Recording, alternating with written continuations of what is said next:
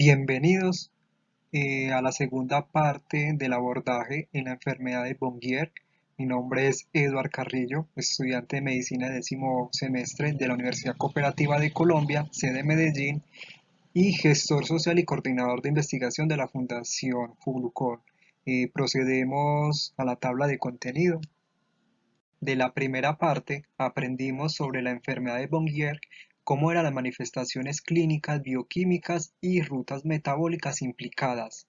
No obstante, en esta segunda parte trataremos temas como el diagnóstico, tratamiento, diagnóstico diferencial y conclusiones. Ahora bien, procedemos al inicio de la presentación. Antes de continuar, vamos a contextualizar sobre la enfermedad.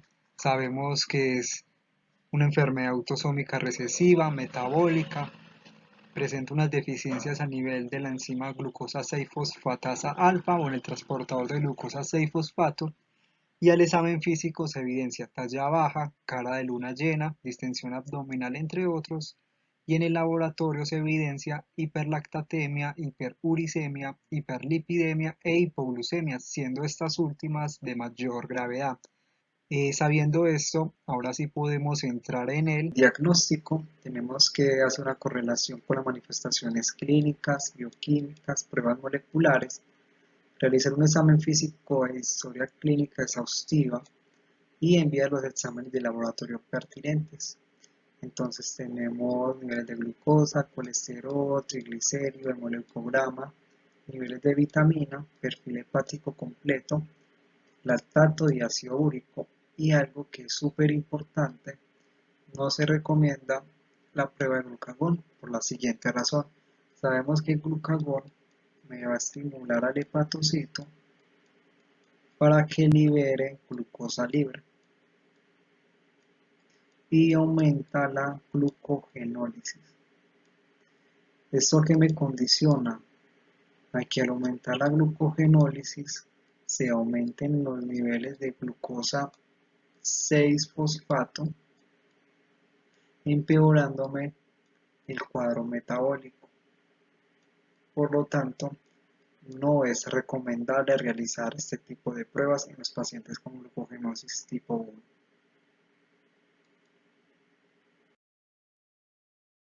También forma parte del diagnóstico las imágenes, como tal la tomografía y la resonancia magnética. Inicialmente la tomografía, y en caso de hallazgos o sean muy inespecíficos, o para confirmar la resonancia magnética. Pruebas moleculares para determinar el tipo de mutación, que es muy importante. Sabemos que son diferentes mutaciones, y si tenemos en cuenta en la glucogenosis tipo 1A que tengamos todo el perfil clínico de esa entidad, pero que a su vez presente infecciones, podría ayudarnos a hacer un factor diferencial. Nivel de la enzima, de la actividad enzimática de la glucosa 6-fosfatasas, es un valor entre 3.5 a 0.8 mol por gramo, y realizar una muestra histopatológica. Entonces acá podemos ver entonces que tiene unas características muy importantes, que sería un patrón en mosaico, ¿cierto? Con hepatocitos con glucógeno uniforme, y se pueden observar también algunas vacuolas lipídicas. Acá se observan mucho mejor las vacuolas lipídicas, y además presencia de fibrosis periportal. Y se pueden observar también algunos hepatocitos con acúmulo de glucógeno. En el tratamiento nos planteamos 5 objetivos principales, todos se encuentran en relación. Inicialmente, evitar la hipoglucemia para evitar las complicaciones. Una de las más temidas son las convulsiones, que pueden progresar a un daño neuronal en caso en el que sean más severas. Prevenir el daño neurológico, como ya lo hemos mencionado. Mantener el crecimiento, o mantener una talla adecuada, que se pueda observar un niño creciendo bien. Normalizar los marcadores bioquímicos para evitar las complicaciones secundarias, y mejorar la calidad de vida tanto del paciente, de los familiares y de los cuidadores. Algunos puntos importantes como identificar los patrones de sueño, identificar los síntomas de hipoglucemia y acá debemos de educar al familiar, al cuidador y al paciente para que aprenda a identificar estos síntomas y pueda saber cuándo consultar o cuándo requerir de solamente un rescate de glucosa. Los tiempos de alimentación, tener un horario establecido como tal, eso permite mantener un control metabólico adecuado, pero también es muy importante saber qué tipo de alimentos puede restringir y qué tipo de alimentos puede consumir. Registros de glucosa antes y después de las comidas, del ejercicio, dosis de almidón. Esto va a permitir realizar cambios o modificaciones en las dosis como tal y suplir o mantener la normoglucemia. Tolerancia del almidón. Sabemos que en los lactantes el almidón no es tan bien tolerado y se suele presentar como una distensión abdominal, meteorismo debido a esa intolerancia. ¿Por qué se da esto? Porque los lactantes presentan una disminución a nivel de las enzimas, en especial la amilasa, que es la encargada de degradar el almidón.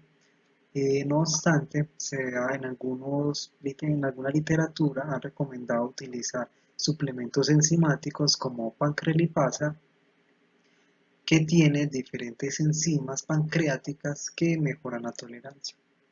Los hábitos intestinales, saber cuándo son normales y cuándo no, cuándo se deben a una intolerancia al almidón o cuándo se deben a una enfermedad inflamatoria intestinal.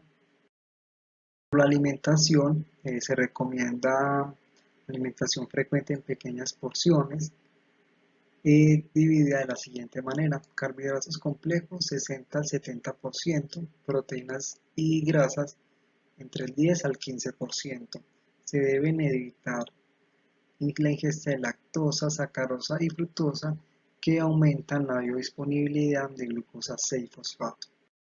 El almidón de maíz es un carbohidrato de absorción lenta, es el pilar fundamental en el tratamiento de los pacientes con glucogenosis en general y se debe suministrar entre cada 3 a 4 horas a temperatura ambiente. Esto es súper importante, no se puede calentar porque cuando el almidón se calienta se comporta como un almidón de absorción rápida. La edad de inicio entre alrededor de los 6 y los 12 meses para disminuir los efectos secundarios mencionados anteriormente, y la dosis se debe individualizar y esto es algo muy importante. Se debe utilizar una báscula que permita determinar la cantidad exacta de almidón de maíz a suministrar, y algo también que es muy importante es saber cómo o en qué momento se debe dar. Para esto vamos a poner un ejemplo, dos ejemplos. Voy a poner uno acá y otro en esta parte de acá para que nos pueda dar el espacio. Entonces acá vamos a dar el almidón antes de las comidas. Y acá vamos a dar el almidón después de las comidas. Cuando nosotros damos el almidón de maíz antes de las comidas, entonces tenemos que aumentar la glucosa y se mantiene constante, ¿cierto? Eso es la glicemia. ¿Qué pasa con la insulina? La insulina va aumentando, ¿cierto? Y se mantiene. Ahora bien, ¿qué pasa si yo le doy 30 minutos después del almidón una alimentación? Entonces vamos a tener acá, vamos a poner acá el ejemplo, le dimos la comida 30 minutos después, me aumentó los niveles de glicemia y luego disminuye. Ahora vamos a ver el efecto de la insulina. La insulina hace un pico, ¿cierto? Y en esta zona de acá vamos a observar que el paciente va probablemente a tener una hipoglucemia de rebote, porque con estos niveles tan elevados de insulina va a hacer que este almidón de maíz, que llevaba una concentración de glucosa constante, aumente su, disminuya su biodisponibilidad y pase con mayor facilidad a los tejidos. Ahora bien, ¿qué pasa si damos el almidón de maíz después de las comidas? Entonces tenemos acá inicialmente una alimentación, ¿cierto? Tan, y va bajando. ¿Qué pasa con la insulina? Aumenta para mantener los niveles.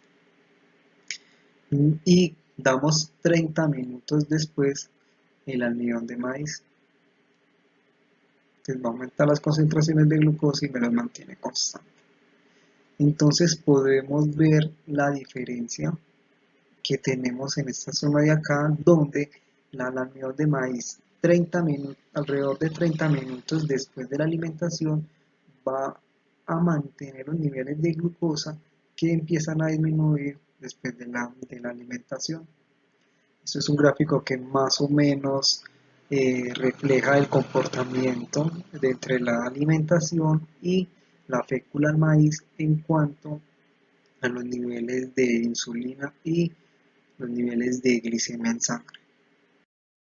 Las dificultades durante el tratamiento con almidón de maíz tenemos los horarios nocturnos, ¿cierto? Más que todo a los pacientes que están recién diagnosticados o que inician con toda esta etapa de la enfermedad, del afrontamiento de la enfermedad, en el cual se tiene una dificultad para levantarse y un riesgo a quedarse dormido, que es uno de los mayores temores. Por lo tanto, se recomienda la utilización de alarmas, como podemos ver acá, a las 12, a las 3, a las 6, acá está programada cada 3 horas, pero sabemos que puede ser cada 3 o cada 4 horas. Se recomienda el uso de un despertador, pero no puede estar cercano a la persona, porque existe el riesgo de que inconscientemente lo apaguemos. Por lo tanto, debe ser una distancia alejada y que obligue a la persona a tener que pararse para apagarlo. Eso también nos condiciona a que tenga un volumen considerable. Otra de las dificultades con los pacientes escolares en los colegios, en los cuales el docente, las profesoras no están capacitadas o entrenadas o no tienen conocimiento de que el paciente tiene la enfermedad, y es importante incluirlas en el plan de manejo y de tratamiento para que estén pendientes de que se esté tomando el almidón, de que no reciba dulces con los compañeros, y que también a su vez es importante incluirlos en esa educación. En la forma de preparación ya habíamos visto, se recomienda que sea a temperatura ambiente, no se caliente y que sea alrededor de 30 minutos después de las comidas, no antes. El cambio de la marca del almidón de maíz en algunas ocasiones ha tenido una respuesta diferente en el momento del cambio. Se ha visto mayores hipoglucemias o hiperglucemias. Algunas marcas como maicena o entre otras que pueden contribuir. Nutrición continua. Eso hacer una intragástrica o por medio de un botón en aquellos pacientes que no toleren adecuadamente la vía oral, pero no se recomienda mucho en los pacientes con glucogenosis tipo 1B por aumento de riesgo de infecciones. Sin embargo, si se encuentran con tratamiento de factor estimulante de colonias de granulocitos, se ha recomendado utilizarlo. Glicoside es un almidón de maíz procesado con calor y humedad, tiene altas concentraciones de amilopectina y tiene una ventaja muy importante, y es mantener o aumentar los periodos de ayuno. Se ha publicado en alrededor entre 7 a 10 horas, a lo contrario del almidón estándar, que son entre 3 a 4 horas que se tiene que estar dando. Otra de sus ventajas es que mejora mucho la tolerancia, son más tolerados por el paciente, y esto condiciona un mejoramiento en la calidad de vida del paciente, del familiar y del cuidador. Y no solamente eso, sino que también mejora la calidad del sueño. Bueno, ¿Qué hacemos o cómo realizar un abordaje en cuanto a la hipoglucemia? Entonces tenemos que una de las metas es mantener la glicemia por encima de 70 miligramos por decilitros, que cuando inicia las concentraciones menores de 60 ya empiezan a iniciar síntomas de hipoglucemia, y el manejo lo podemos dividir en dos partes, en un manejo extrahospitalario o en un manejo intrahospitalario. El manejo inicial extrahospitalario es un manejo de rescate, ¿cierto? En donde el paciente requiere comer algo eh, con glucosa que le suba los niveles de glicemia en sangre rápidamente. Algunos se han implementado algunas tabletas o geles de glucosa como tal, y posteriormente deben de tomar un refrigerio o la dosis de almidón de maíz. ¿Esto qué es lo que hace? En caso de que tengamos una hipoglucemia, ¿cierto? Va a aumentar los niveles de glucosa por medio del gel, y cuando consumamos el refrigerio o el almidón de maíz, que los mantenga constantes cuando ese gel o las tabletas de glucosa empiecen a disminuir, y esto evita eh, la hipoglucemia o una complicación mayor que requiera atención médica. En cuanto al manejo intrahospitalario, es súper importante y es algo para resaltar, y es que no se debe dar lactato de Ringer, aumenta la acidosis metabólica. No se debe dar glucagón porque aumenta la acidosis metabólica, el aumento de ácido úrico, aumento de hiperlipidemia, entre otros, y no se debe dar insulina por la misma razón, porque aumenta eh, el almacenamiento de glucosa en el hígado como glucógeno, y posteriormente va causando un daño hepático, un daño renal con mayor gravedad. Entonces, ¿cómo hacer el tratamiento? El tratamiento intrahospitalario se debe dar con destroza al 10%, y se debe disminuir con mucha cautela para no suspender. No se puede suspender de manera abrupta, se debe hacer de manera escalonada. En cuanto al manejo de las complicaciones, en caso de hiperuricemia se utilizaría alopurinol, de la hiperlipidemia, las estatinas o los fibratos. En la litiasis, el citrato de potasio, que es mucho más tolerado porque el citrato de sodio aumenta el riesgo de hipertensión y de daño renal. Y en caso de alteraciones renales, los IECAS permiten disminuir la albuminuria y la proteinuria, pero no influye en el aumento de la hiperfiltración glomerular. La neutropenia, el neupogen mencionado anteriormente, que es un factor estimulante de colonias de granulocitos, que tiene la funcionalidad de estimular la médula ósea para la producción y supervivencia de los neutrófilos, y es antiapoptótico. Entre los efectos secundarios tenemos cefalea, artralgia, osteoporosis, que lo mencionamos como una de las complicaciones, esplenomegalia, que en algunas ocasiones requiere esplenectomía, y es mucho menos frecuente leucemia mieloide aguda y síndrome mielodisplasico. Como diagnóstico diferencial tenemos los diferentes tipos de glucogenosis, ¿cierto? Desde la glucogenosis tipo 0 hasta la glucogenosis tipo 11 en este recuadro. Sin embargo, hay que recalcar en los pacientes con glucogenosis tipo 1-3, uno de los marcadores diferenciales son los niveles elevados de las transaminasas como AST o ALT, con niveles aumentados mayores de 500 unidades por litro, ¿cierto? Las cetonas, que también es un indicador, pero sin embargo pueden presentar semejanzas como hepatomegalia, hipoglucemia en ayunas e hiperlipidemia. Acá en cuanto a AST y ALT, no van a ser tan marcadas, no vamos a encontrar pacientes con glucogenosis tipo 1 con transaminasas mayores de 500, a no ser que tenga otras complicaciones asociadas externas a la enfermedad como tal, o que entre ya en una falla hepática. No las voy a mencionar todas, Para mi concepto pienso que una de las más importantes con la glucogenosis tipo 3, que es también mucho más frecuente. Sin embargo, si desean profundizar, pueden leer detenidamente el recuadro. Otros diagnósticos diferenciales, como la glucogenosis tipo 9, la diabetes mellitus, que obviamente acá vamos a tener es una hiperglicemia, no vamos a tener una hipoglucemia, y el síndrome de Maurar, que es una complicación por un mal manejo en cuanto a la diabetes, que puede presentar también algunas semejanzas en este tipo de pacientes con glucogenosis tipo 1. Importante recomendarle a los pacientes portar una manilla de identificación, un collar, una pulseras, donde deben incluir el nombre del paciente, la enfermedad, en lo posible el subtipo, en caso de que lo tengan, el manejo, que debe ser con destroza al 10%, no lactato de Ringer, no insulina, no glucagón, como advertencias, y el teléfono de contacto.